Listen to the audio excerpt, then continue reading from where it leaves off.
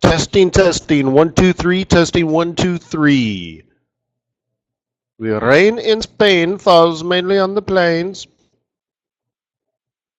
Good morning, everybody. How you doing? Boy, you look good. Thanks for coming. It's Tuesday, July 7th, 2015. This is your daily Forex trading strategy session.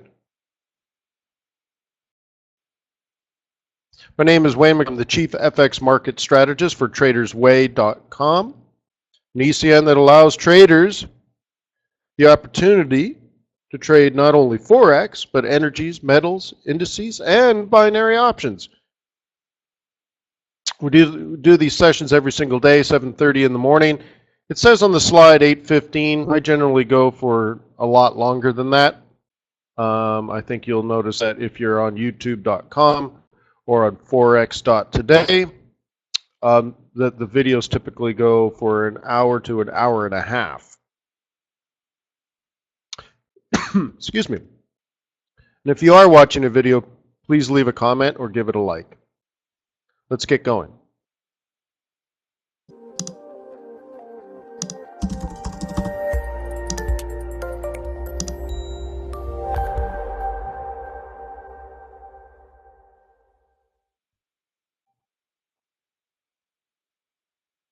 Now let me remind you that trading and investing is risky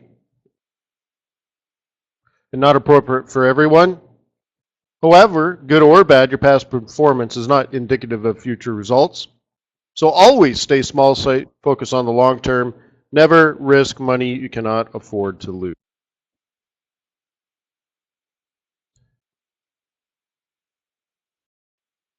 Okay. So here we are for, as you can see, it's July 7th. And there's quite a few different trading ideas already up. And also yesterday's video, which is a follow-up of the previous special event we did on Sunday night, which was trading the gap that occurred after the no vote. It was interesting because that first hour of trading, it bottomed out. It was very calm, very slow. And especially if you watch the end, the video is very clear that if you're going to trade to fill the gap, that you need to at least wait for a higher high so that it's technically price action wise bullish, and then wait for the retracement and then long it, and then the follow-up, which is this video, is showing that it indeed closed the gap for 150 pips, which is cool. And then typical gap strategy would continue mission, which means then Euro USD should drop back down to the area that we had identified on Sunday morning when the market opened, and that was the 109.50 area. And guess what? That's where we are now. And the big old 109.50 area, if I back out, you should see it's last week's low, and it's a midpoint cycle level, but it's really just last week's low. Very interesting, isn't it? Up like it was supposed to, and it came down like it was supposed to. Very nice. Very nice. And since we're right on top of support, I can't really tell you where it's going to go now, but if you're a bull, you would start looking for bullish reversal patterns because you're at support. Okay, let's do some technical analysis. We're going to start on USD CAD daily chart. And this goes back to our analysis in May.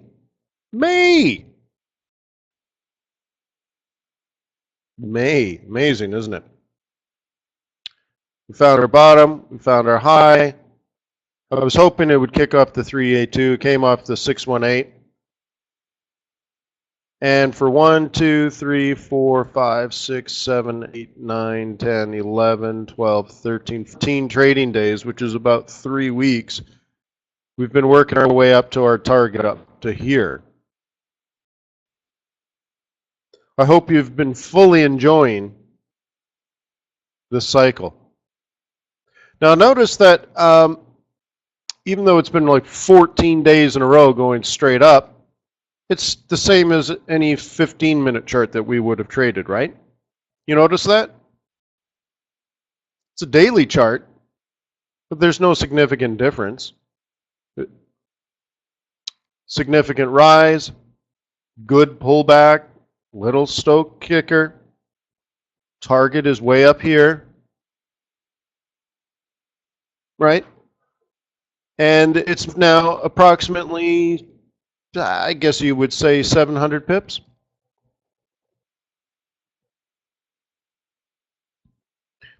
This is an element of fractal geometry where that's a daily chart, but it could be a 15-minute chart and your behavior should be approximately the same.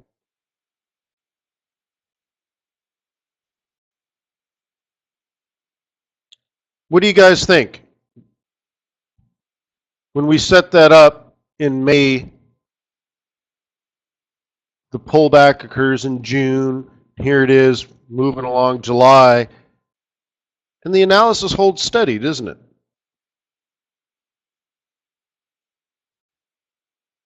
And also, ask yourself this.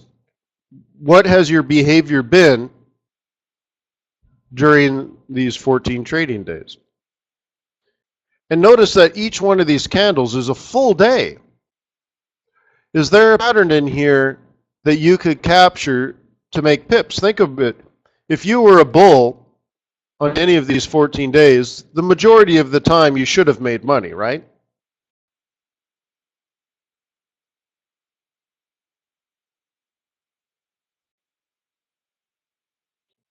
It's not that easy though, is it? Or should it be?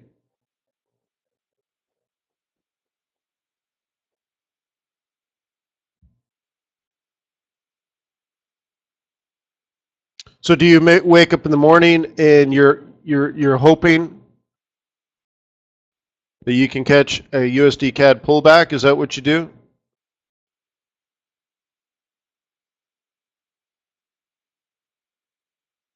So let's go into even an hourly cycle.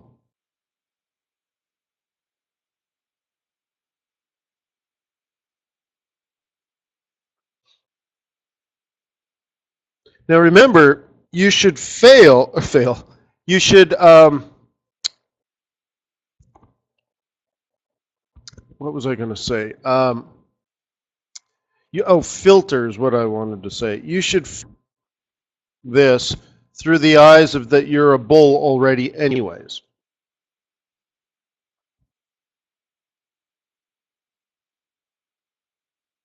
Right? Mike, you're supposed to stop saying that.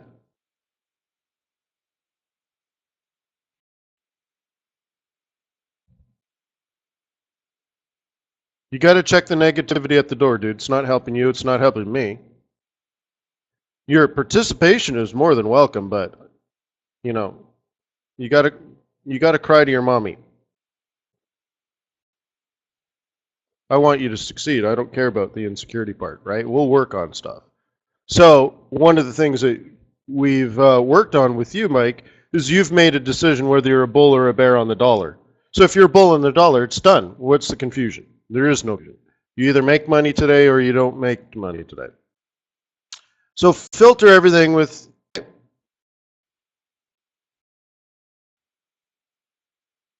there's what, 9 hours worth of price action. Fairly bullish. Retracement. Definitely a new higher high, right?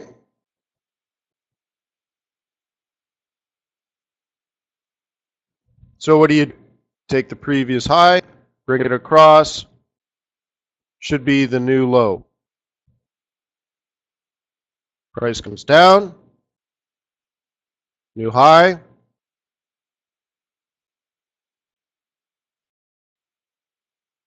area, bring it across. Okay.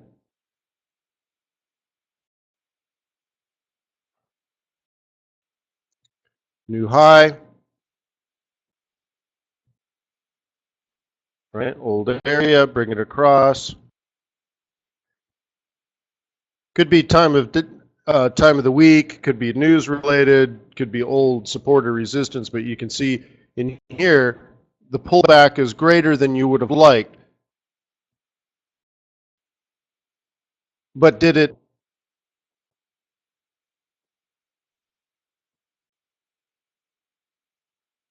If you're a bull, is there anything on this hourly chart now that says that maybe you should sell?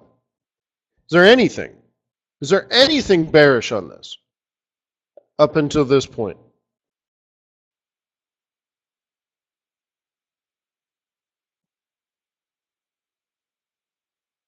And this was similar to what I said yesterday with filling the gap. As long as it's giving you bullish price action, stay a bull. And if it gives you bearish price action, either stop trading or bear. Okay? We're trying to simplify things as much as possible. You already started as a bull. And you got bullish price action. Now, you wouldn't have liked a 786 retracement, but there's no low, so you stay a bull. Eventually, it breaks out of its little range, right? The range would be this high, right?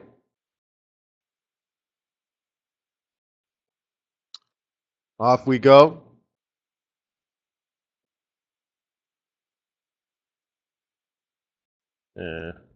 Really, it's more down here.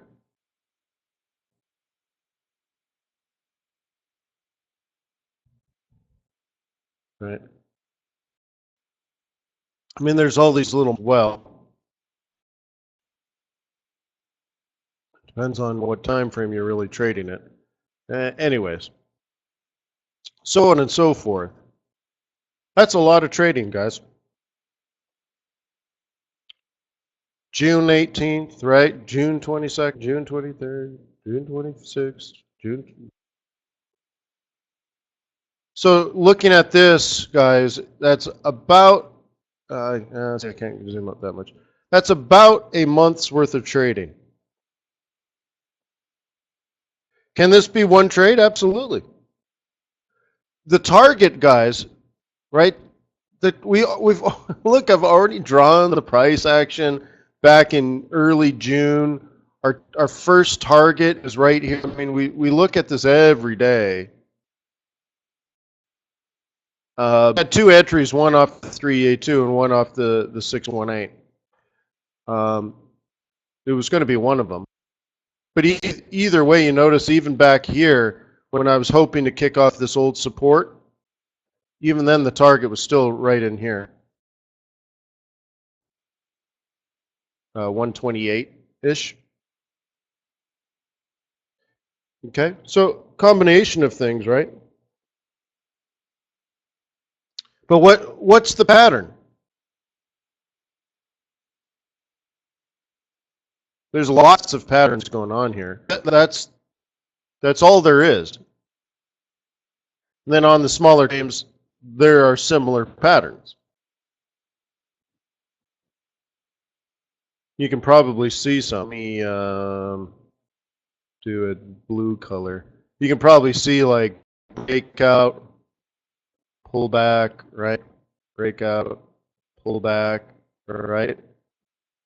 100% retracement, range bound, which means down, right? It had a little chance here, but failed pretty quickly down into here. And as you know, up, up, up, up, up.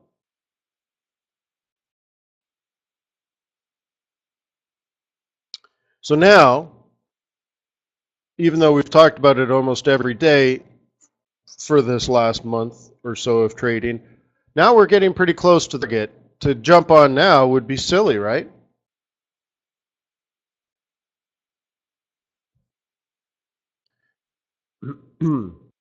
So this area here, and then we'll move to a different currency pair. This is what we were doing in April and May, that it was coming down, and then we consolidated, right?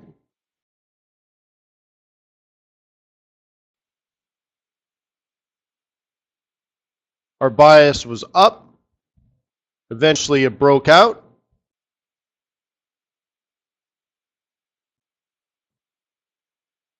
Retraced. Gone. So all it was a down move, validation, and continuation.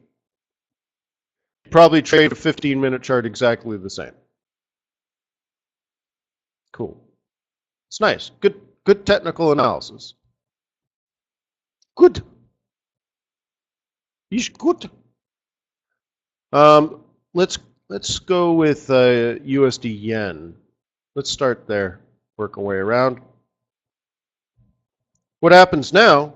You should be preparing to take profit.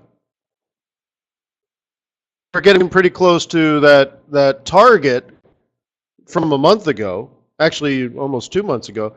So now we're kind of getting in there. Now what? Gee whiz, man. I don't know. Now it's up to the fundamentals. I mean, I can give you some hocus pocus answer, but really, what it does from there isn't fundamentally driven. It's whatever the market wants to do, and how much dollar they want, and so on and so forth. But the pattern has played itself out, right?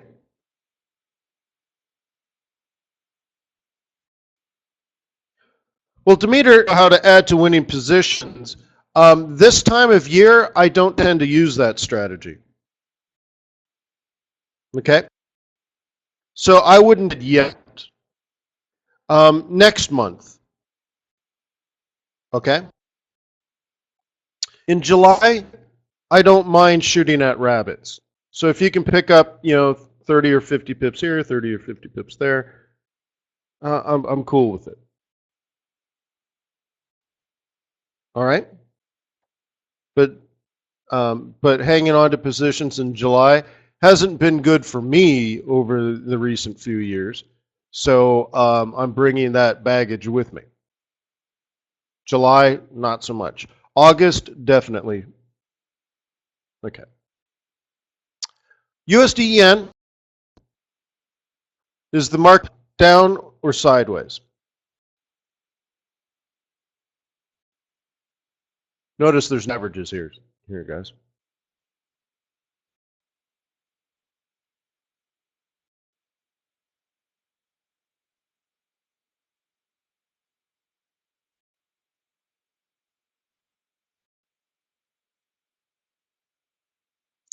So it seems to be quite sideways.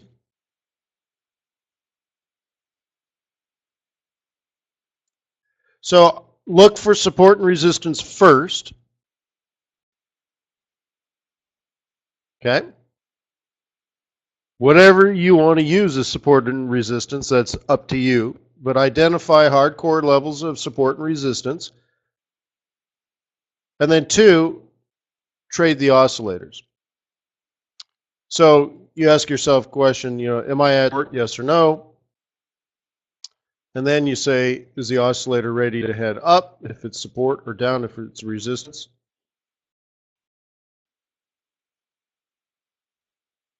And perhaps you take a shot.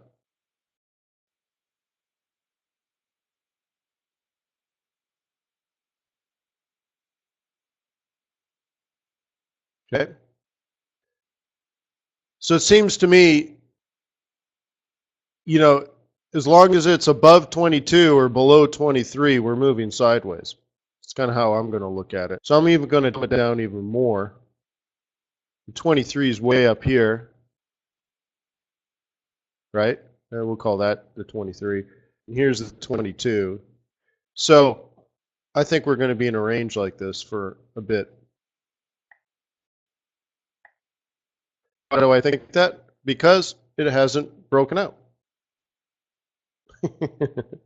It'll do what it's doing until it stops doing it. Okay, what I'd prefer is to see this. Okay, it'll prove itself to me, not the other way around. So in a sideways market, identify level of resistance and look to buy at support with an oscillator cycle. If you get the oscillator cycle and you're not at hardcore support, forget about it.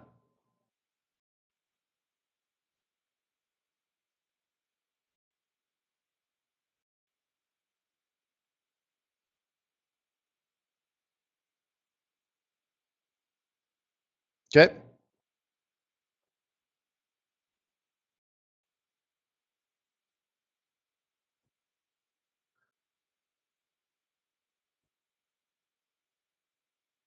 So we got a weekly M2, daily S1.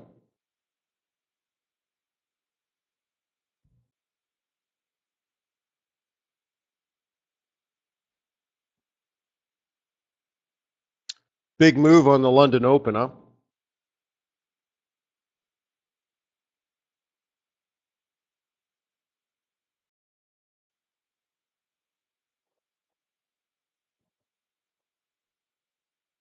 Yeah. Good job, Alejandro.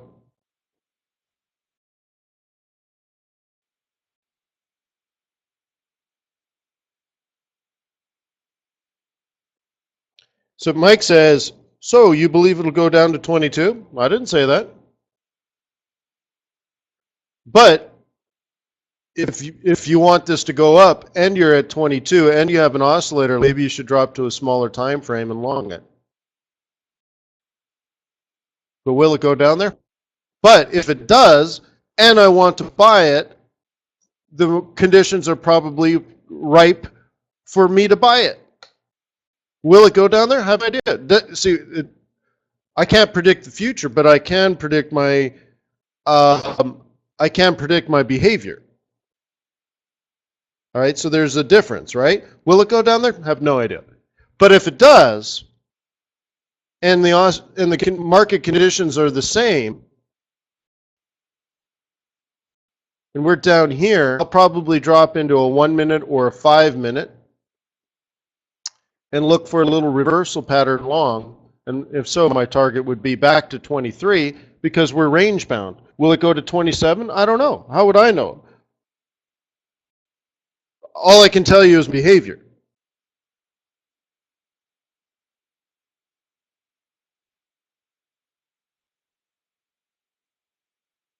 Okay. Bob says, what time frame do I use for this stochastics? All time frames. Okay. Even daily.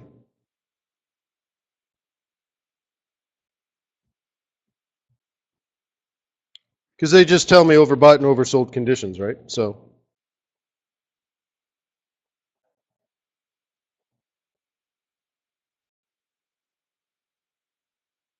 This is it, the apocalypse. Oh, whoa. Let's do some Kiwi dollar. We haven't done Kiwi dollar in a long time, huh?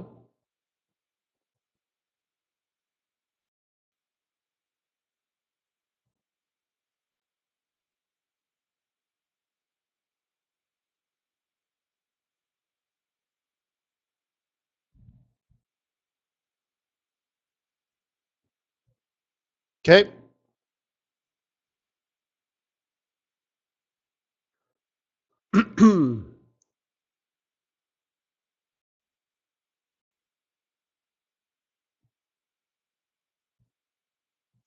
Depends on your sort of macro version of trading us.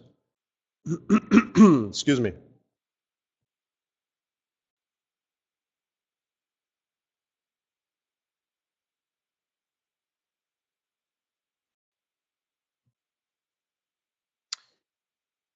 So,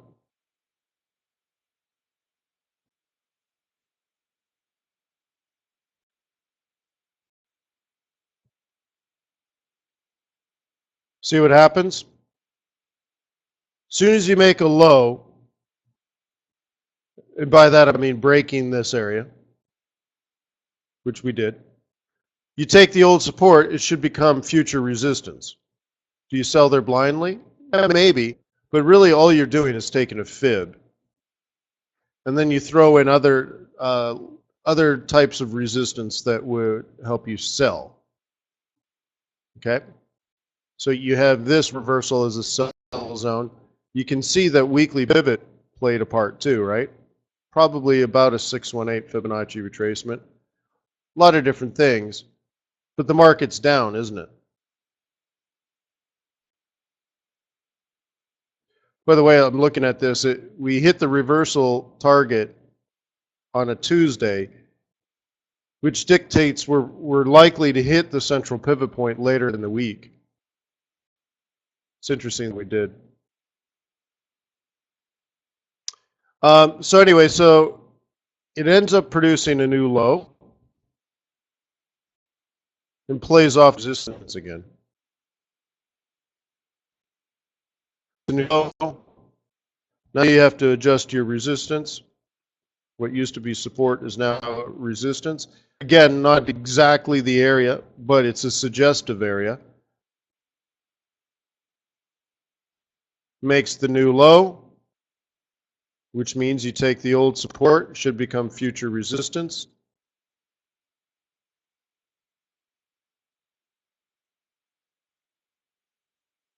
And it looks like we're just starting to make some new lows. It's not significant yet. But if it is down to weekly M,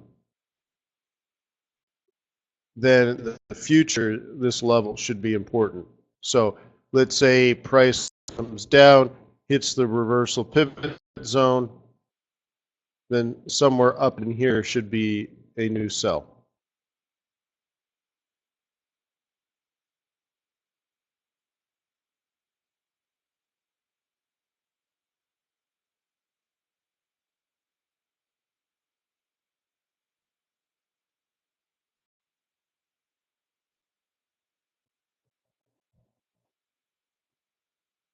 Okay.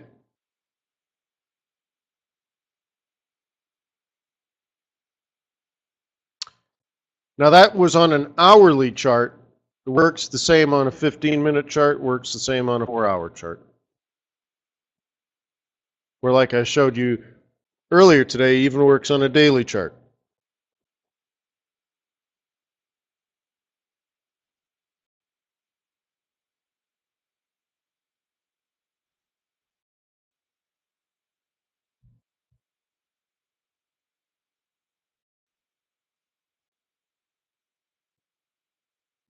Right? Here's a 4-hour chart.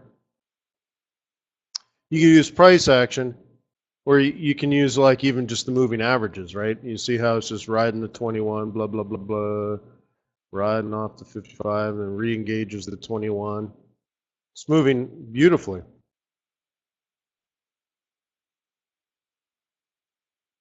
Potential areas to sell.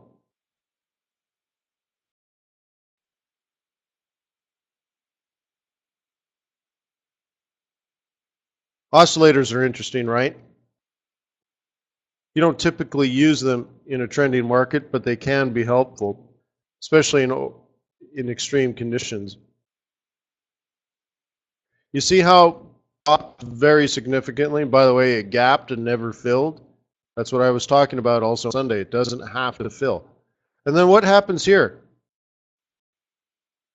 Price moves side 21 to catch up. Boom.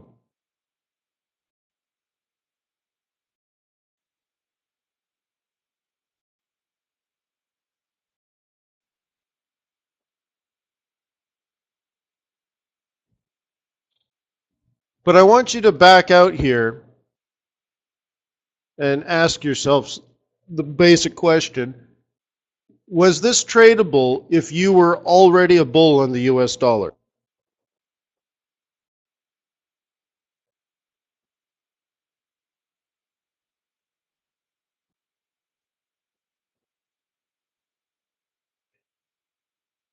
But I've asked you I asked you a month ago to make that decision.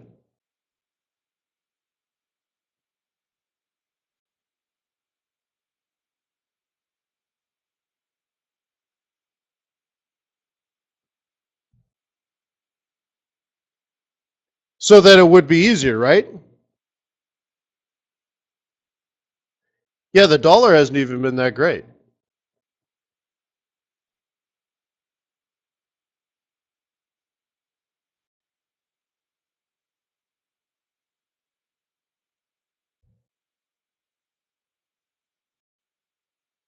So, like Mike, I don't know how you get to that conclusion, but as long as, and I asked, as long as you can prove it,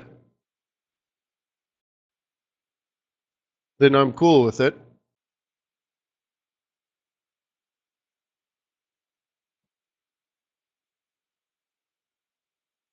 No, hey, look, I'm not joking, Mike. You got to take that crap and get rid of it. I don't want that in my world.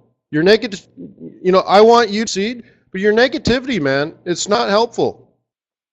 You're ruining my vibe, man. I spend a lot of time staying focused and confident and calm. So your negativity affects my world too, man.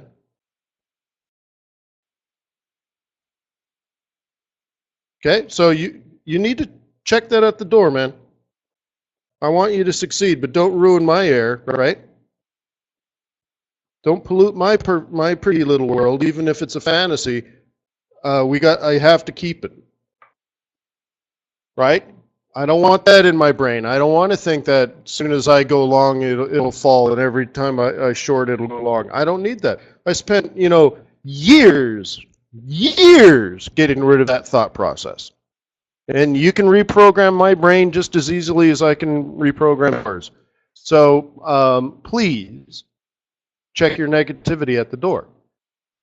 Let's talk about all the hard work that you're doing to improve your trading, because I like success stories. I'm not interested in sob stories. So let's talk about all the things that are going well. That's much more important. So very often you'll see me go through even moderately decent trades. I'll go over again to remind myself that the analysis worked and I should remain confident, right?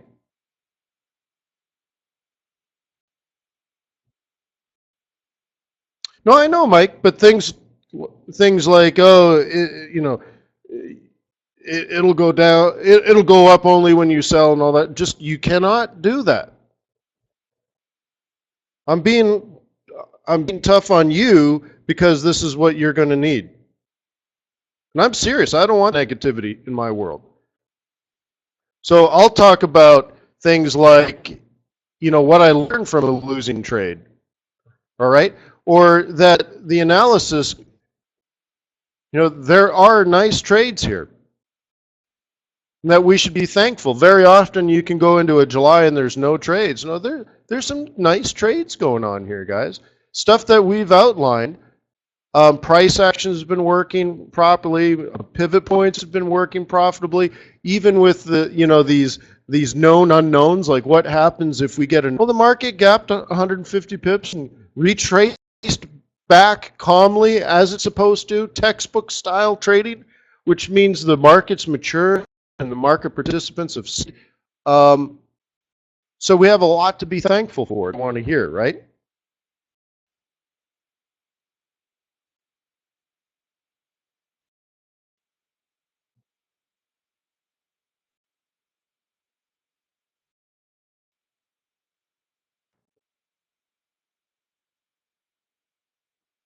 So let's get off Kiwi because that's been down. But again, that should be obvious, right?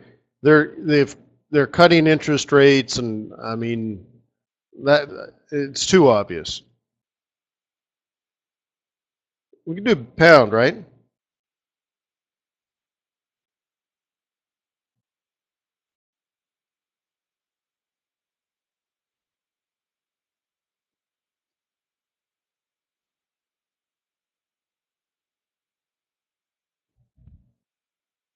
So this is what I drew for you guys. What early last week?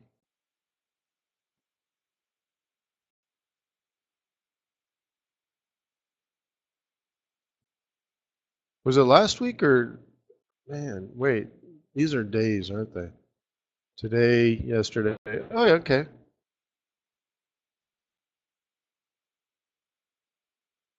So, I noticed a couple people asked questions about like why did it move so hard and fast and all that kind of stuff. Well, I would look at it like this. It's supposed to. You see what I've done? So as long as we're in a series of lower highs and lower lows, that you would expect the pattern to continue, and you'll stay a bear until it does something bullish, like suddenly we're up here, and right. So it seems to me it's supposed to be bearish. Now the velocity and stuff like that, there's all kinds of reasons. But for currently the British pound to be a bit weak,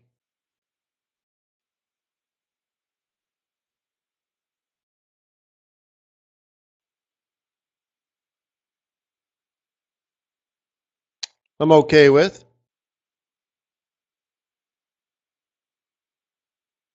It's more so with oil prices falling, for example, there's just going to be more deflation, I guess, in the UK. But notice how we consolidated up here, and there's lots of little patterns down and then up and then down. So I would stay bearish on this pair until it turns bullish.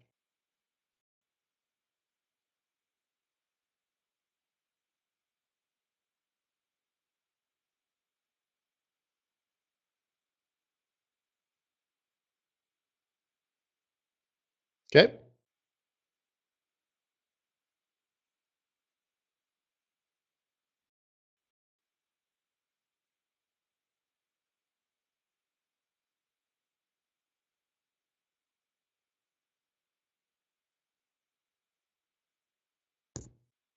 That's if you're trading this, I would stay bearish until it turns bullish. Okay? For example, you see a beautifully double bottom for us last time.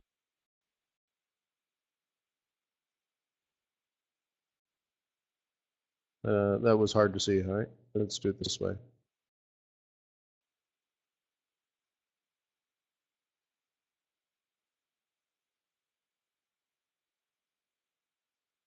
I would stay a bear until it did something like that, guys. One thing I often see newer traders do, that they're always guessing that we've come. Why would you guess? Stay a bear until it actually reverses.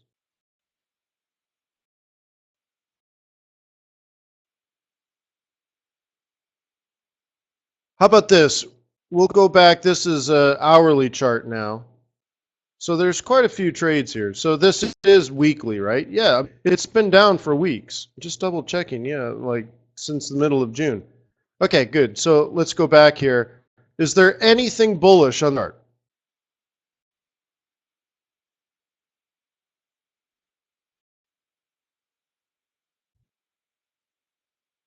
Anything? Can you find anything on the last 2.5 weeks of trading here? Can you find anything bullish? One thing?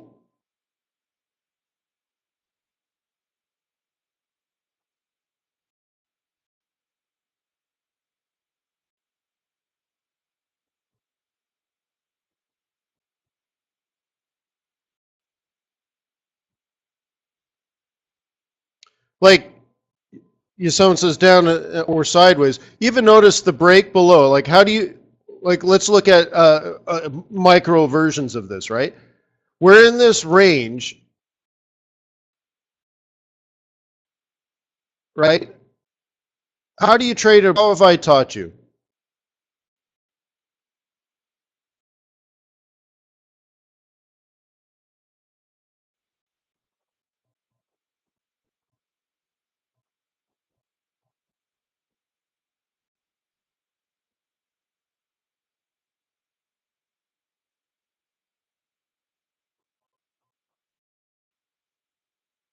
Let it break, catch the pullback, right?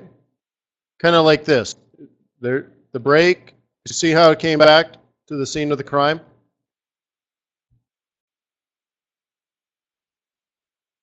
I want to point out something from Mike. Mike says something bullish might be above these moving averages.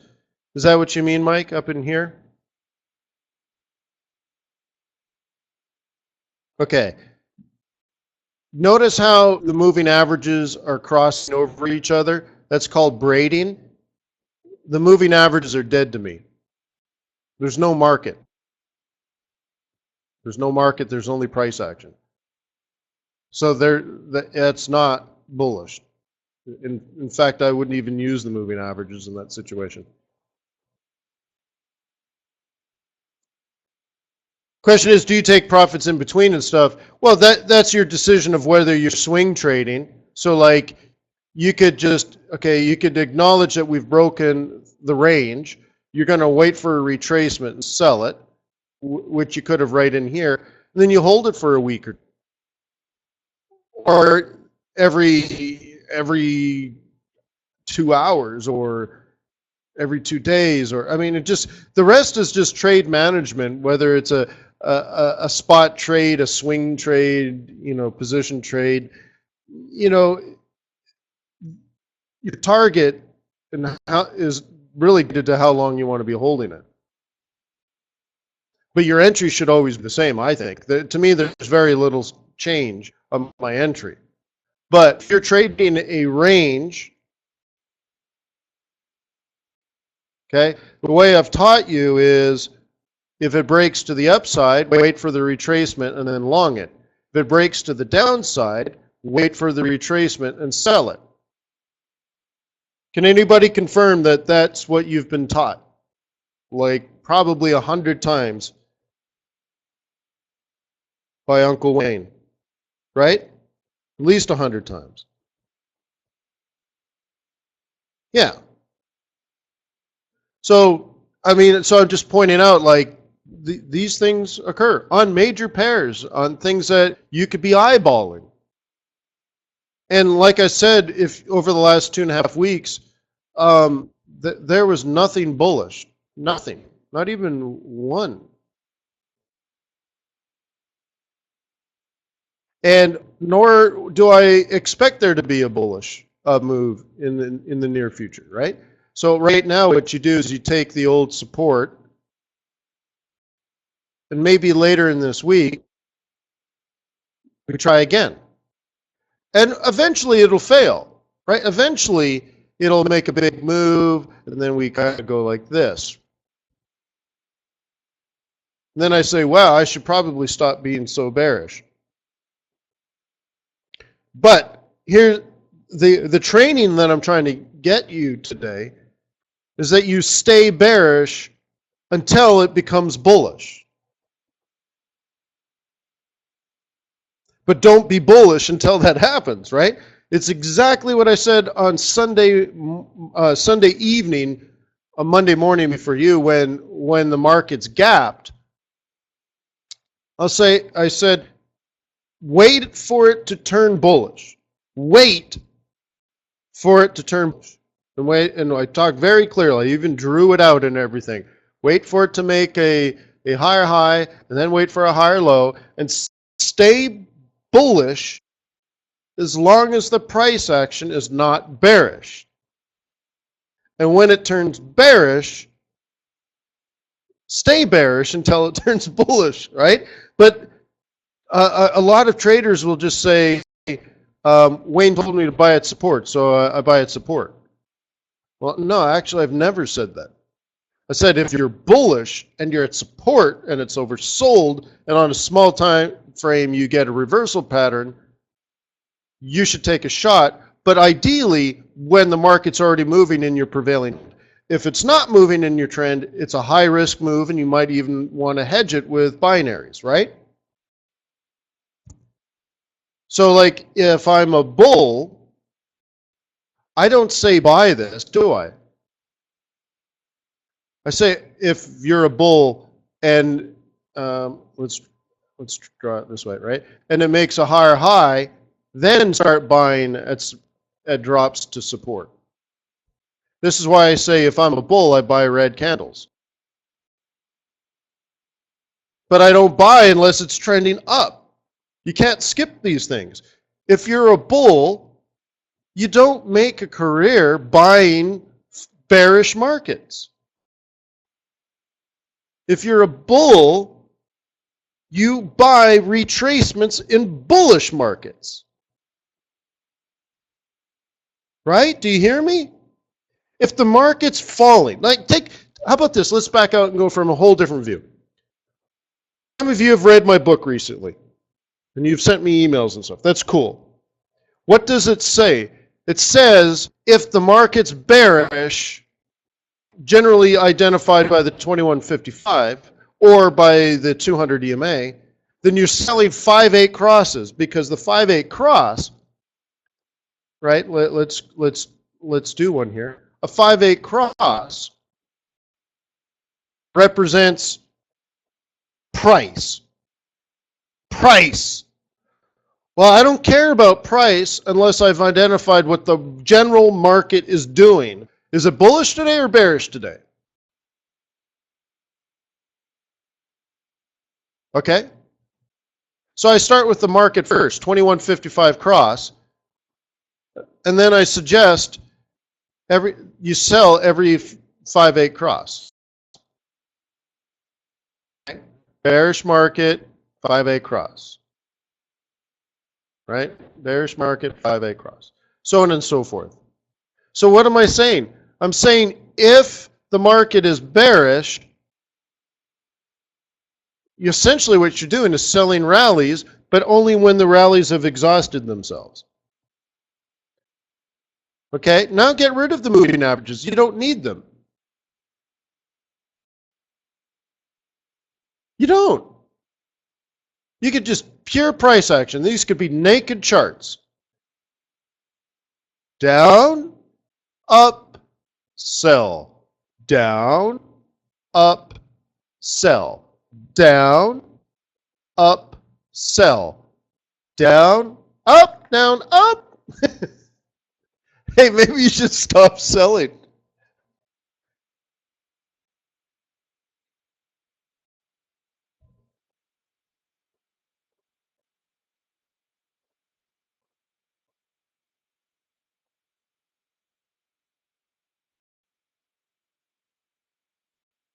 What you're probably doing, Mike, is you're probably using smaller time frame, probably on a 15-minute, and it's going to look slightly different, right?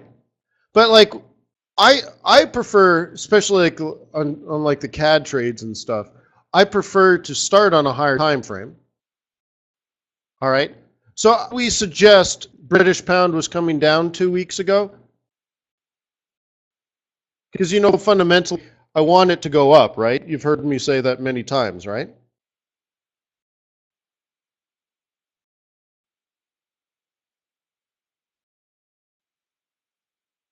Look at the oscillator, guys.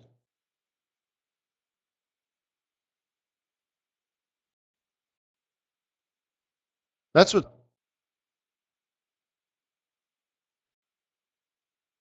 Look at you can see how I drew it. It's clear, as clear can be. Okay. So if you are a bull, you should look for places for it to turn bullish and wait for it, and then observe the change in trend. How about this one, guys?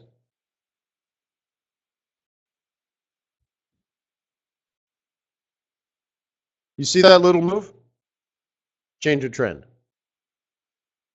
Because if you were a bear, this was a perfect sell, right? Can you see? Perfect sell. Didn't make a lower low. Oh, snap.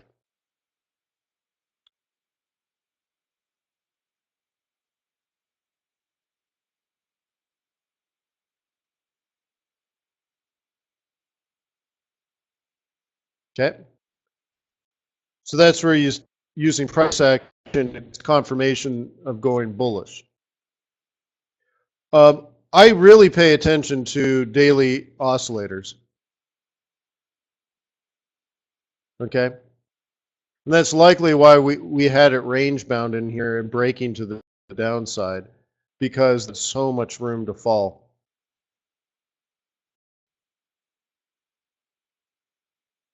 So again, a couple of people asked, why did it fall so much today? Well, isn't it supposed to?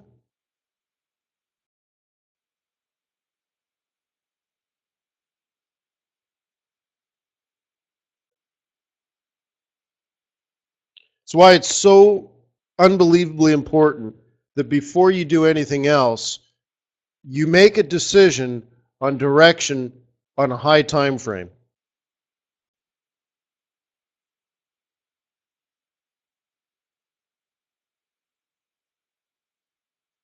Okay?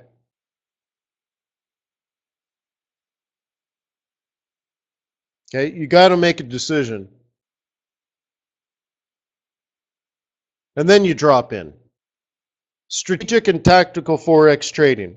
The whole name of my book. What again, think about it. What does the title say? What does the title say? The sum of all my knowledge put together in the Library of Congress. Strategic and tactical Forex trading. You design a strategy first.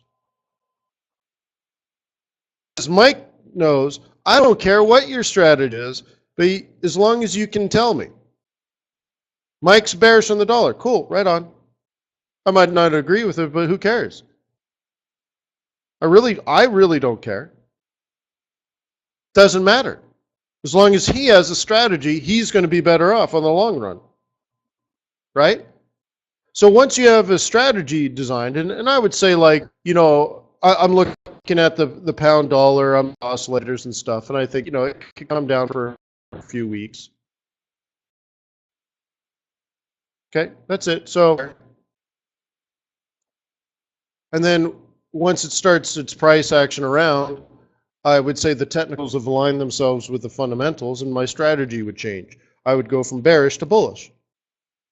Or I can say, on the long run, I'm a bull, so it's going to fall for a couple of weeks, I'll just stop trading it. I could also do that. Okay?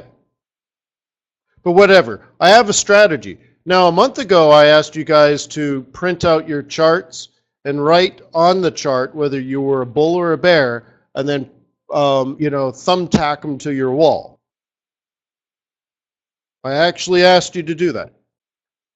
So now the rest, so if you did that, you have a strategy.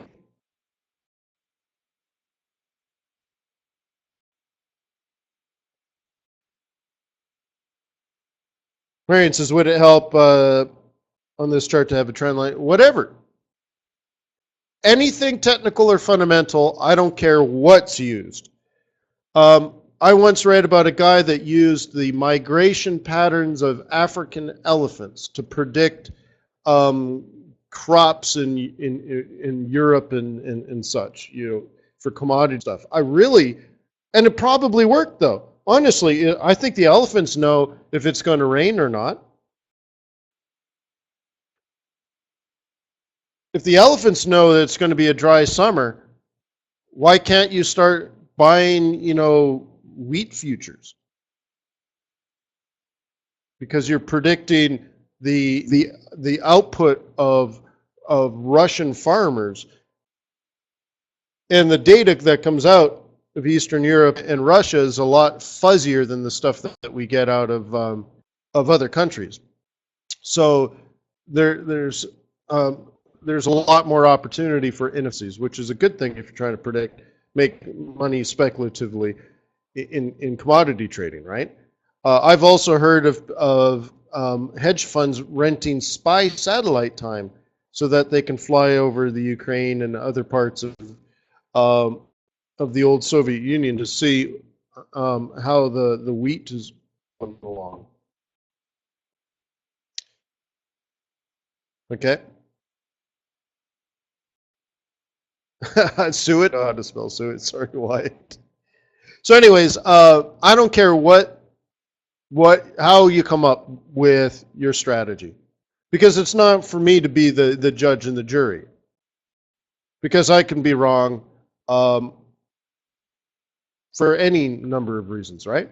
So as I want you to be an independent trader capable of making your own decision. So in that case, whatever your strategy is, I don't care. And once you've made the decision, and your strategy could just be like for the next few weeks or something, but go on a higher time frame, make a decision, and then from there on in, trading will be easier. You'll be able to set things up in advance. You don't want to say, oh, now it's falling, maybe I should be selling. You should say, it's falling, I'm going to sell the next rally, and you start identifying where that is. If you're not waiting for your trade to set up, you're trading, you're not trading properly.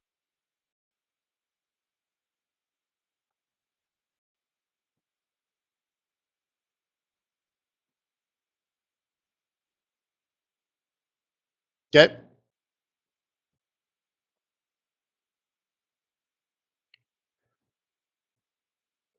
But when I look at things like the Kiwi dollar or the dollar CAD, and you printed out a chart a month ago that said you were bullish on the US dollar, I don't see how you would have missed those trades.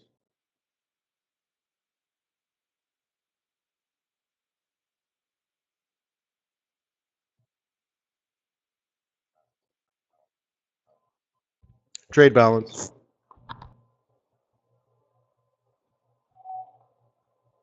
Minus 41.9 billion versus the minus 42.7, slightly narrowed to minus 40.7 billion. Canada trade at minus 3.3 billion versus minus 2.6 billion expected, powered by slightly wider minus 2.99 billion.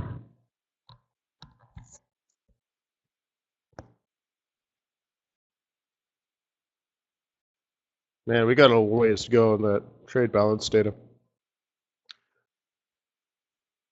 Imports 230 billion, exports 189.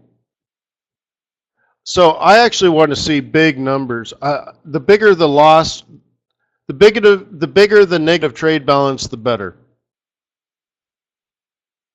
Only in the United States, because it's the reserve currency.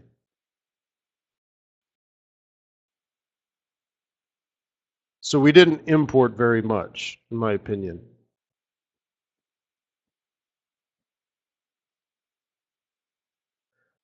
We did import more from China than the previous month, which I suppose is good.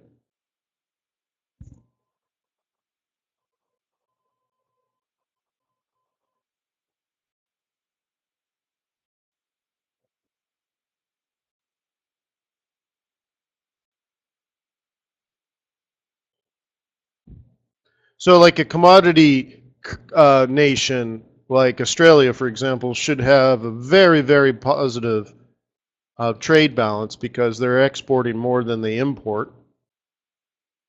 So if the United States is healthy, you would assume that they were going to be, buying a lot of stuff from other countries. I wonder how oil and stuff will start affecting that once the United States is a net exporter of oil. They do export a lot. I mean, again, what was it, $190 billion last month? Wow. 190 billion, I mean, that's real money, huh?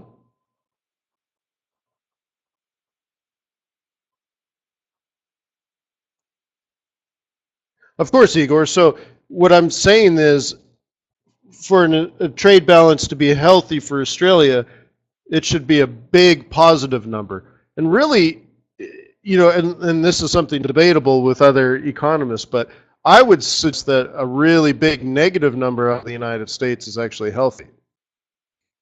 That the United States exports a lot. I mean, it's a big economy. But if it's filthy, stinking rich, we're also importing a lot of crap from other countries. So a small negative number is not good.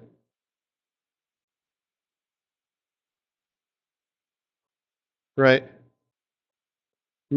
Right? Like the days before the Great Recession, when, importing Bulgari soap. Well, don't do that anymore.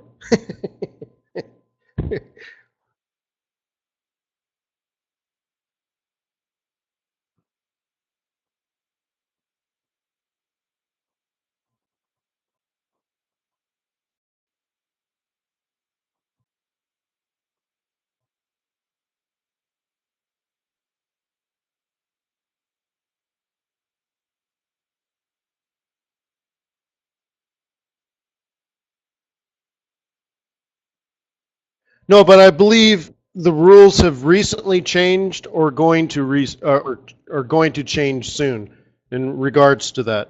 Because again, think of it this way, guys. Um, the United States invested all this money into developing fracking technology, and now we have too much oil in the country. There's too much. There's nowhere to store it.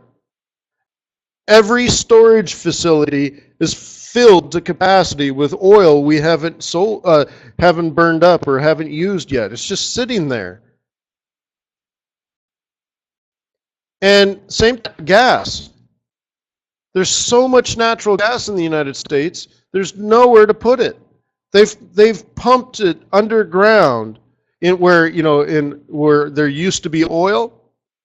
Well, now so you can imagine there's giant holes under the ground. The holes that used to be filled with oil. Well, they pumped down there and filled it full of natural gas, so there's like an underground ocean of natural gas. We filled all those, everything has been filled to the brim, and there's nowhere else to put all this stuff. So it would be good if we could sell it to somebody, right? The whole process of it's not fracking. The process of pulling up oil out of the ground will produce all kinds of gases, including natural gas.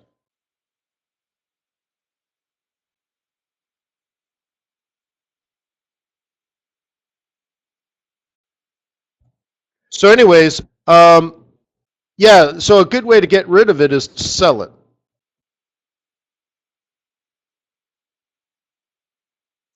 Okay. All right. So what's the plan, Stan? Well, if it comes back into this area, I might want to sell it. Next. See? Does it sell now? Does it sell 5 minutes ago? Wayne, it just made 22 pips. Really? You want to sell it now? Right? How silly.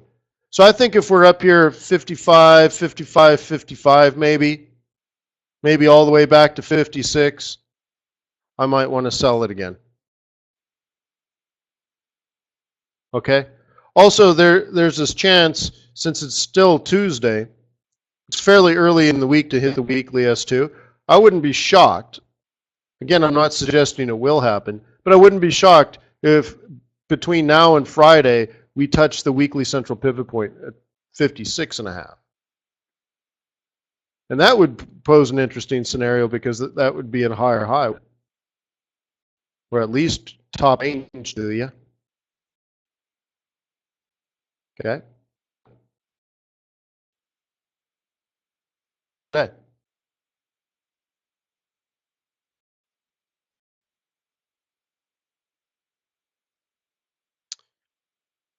Okay. So no change in policy out of the Reserve Bank of Australia.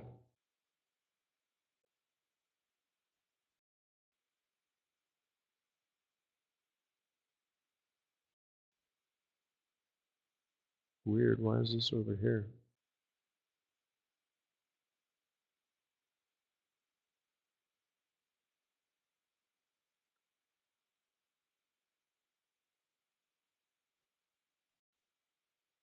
Wait, this was a different time frame, wasn't it?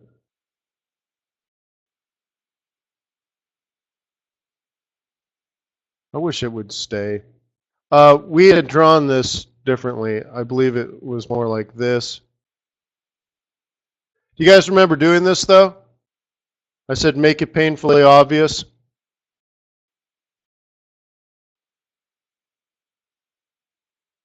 Write it out.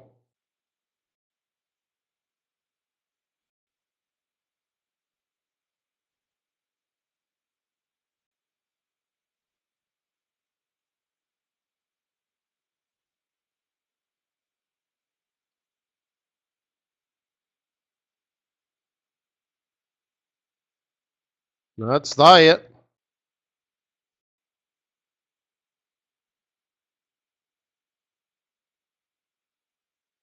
There we go. So you see this bottom area. Let me just redraw it.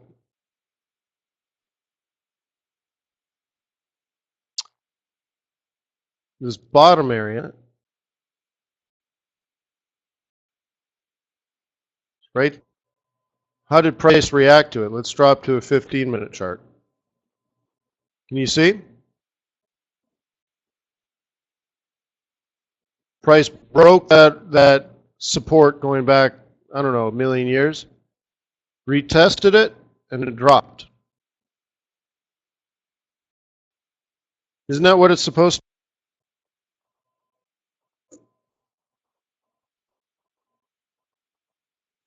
Yeah, Demetrius has made 90 on that one, yeah.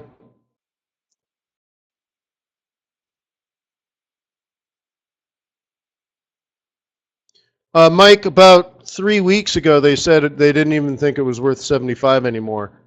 And I have talked about that several times since then.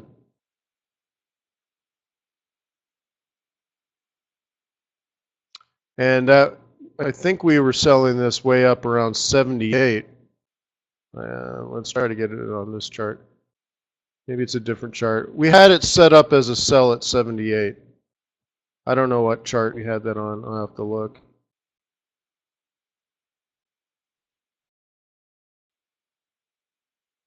Going from memory. Oh, there. See how complicated it is, guys?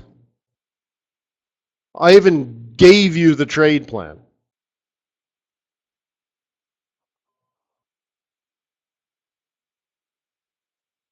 We did that together, you and I. Technically and fundamentally, isn't it interesting? We keep going back to these charts. It's like, I set these things up for you.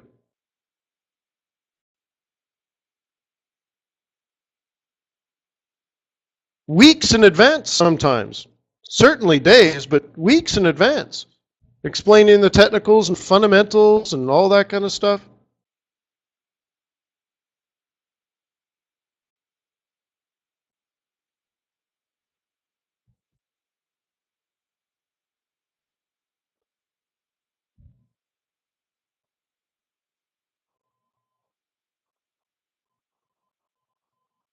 Right? So the thing is, what do you do? I think this might have been around when I'm like, you need to print this out. You need to have a fundamental bias. You need to blah, blah, blah, blah, blah. Of course, the key to all of that is you. But, off we go. H-O-T-T-O-G-O. So then what happened since then? So we hit our 382, makes a significant drop, makes a higher low, no, makes a lower high, lower low, kind of gets caught in a range for a while the rest of them exit out, breakout, pull back, retest, pull back, breakout. Okay, but all the while, as let's say as a swing trader would do it, all it was a drop, a retrace, and a continuation.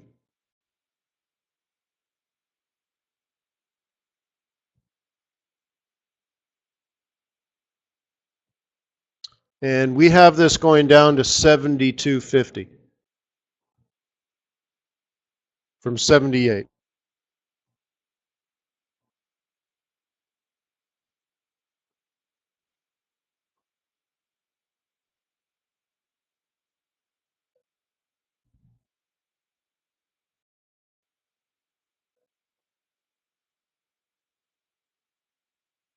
Okay? Easy peasy lemon squeezy. And it's been well over an hour again, so I guess we should probably pull the plug, but you want to meet up again tomorrow?